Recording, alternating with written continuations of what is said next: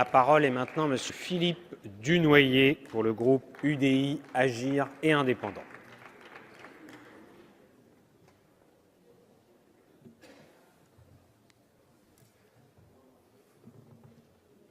Monsieur le Président, Monsieur le rapporteur, Madame la Présidente de la Commission des lois, Madame la Ministre, mes chers collègues, 3 ans seulement après la prise de possession de la Nouvelle-Calédonie par la France, en 1856, mon arrière-arrière-grand-père Eugène Porcheron foula pour la première fois le sol de cet archipel du Pacifique.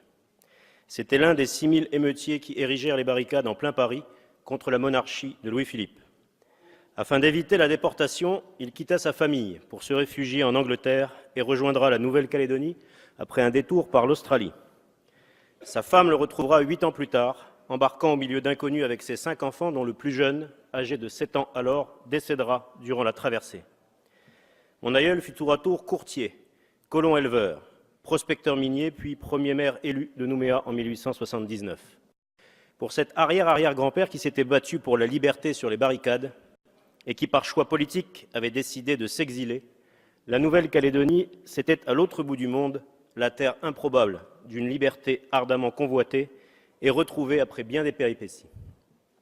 Si je suis là devant vous aujourd'hui à m'exprimer sur ce projet de loi organique qui arrêtera le périmètre ultime du corps électoral référendaire calédonien, c'est en tant que Calédonien de la 5e génération.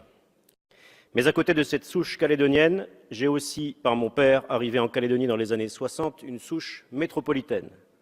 Quant à mon épouse, ses grands-parents, originaires du Tonkin, sont venus en Nouvelle-Calédonie au début du XXe siècle, comme plusieurs dizaines de milliers d'Asiatiques, Vietnamiens, Chinois, Javanais et Japonais, pour servir de main-d'œuvre bon marché sur les mines de nickel.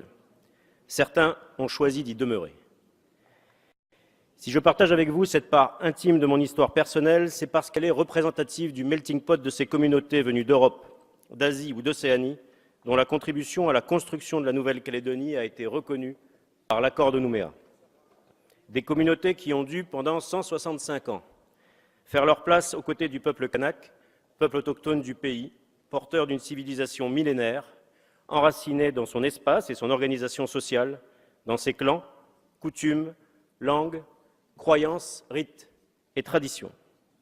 Un peuple autochtone auquel la colonisation a confisqué son identité, comme le rappelle le préambule de l'accord.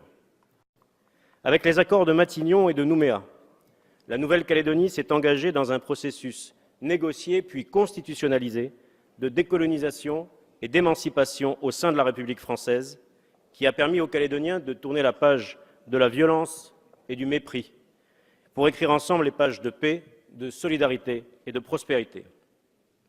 Après bien des tumultes, nous formons désormais, peuple d'origine et peuple d'ailleurs, un seul et même peuple, le peuple calédonien, peuple de toutes les couleurs, de toutes les cultures, de toutes les langues, de tous les métissages, qui le 4 novembre prochain exercera le droit à l'autodétermination qui lui a été reconnu par la Constitution de la République.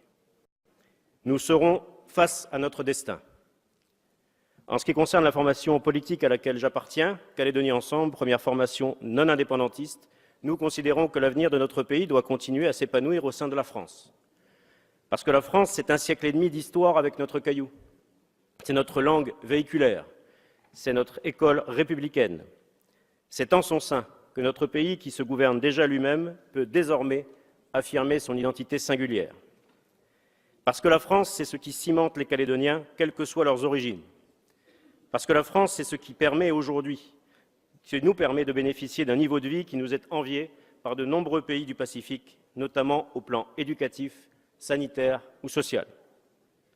Pour autant, malgré la chronique annoncée d'un résultat de la consultation qui sera largement en faveur d'une Nouvelle-Calédonie au sein de la République, il nous faut respecter les convictions des Calédoniens qui vont mettre un autre bulletin dans l'urne le 4 novembre. Et permettez-moi de saluer la présence dans les tribunes de messieurs Néaoutin et Tutugoro, représentants des forces politiques indépendantistes qui assistent à nos travaux.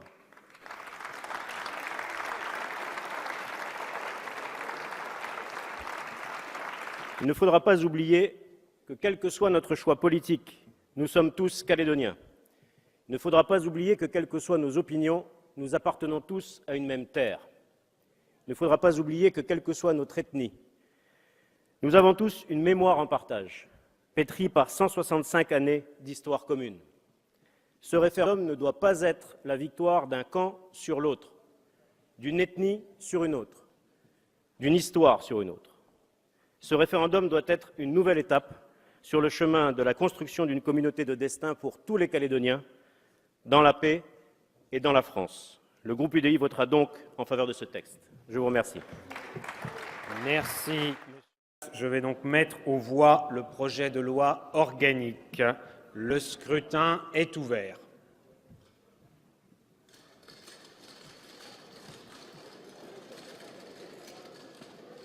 Le scrutin est clos.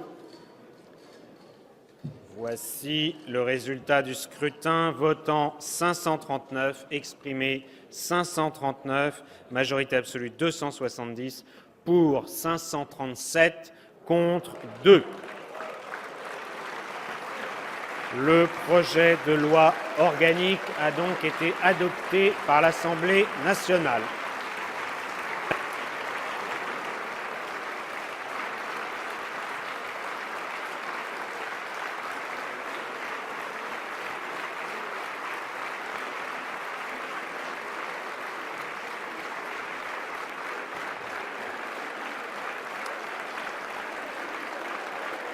Merci, mes chers collègues.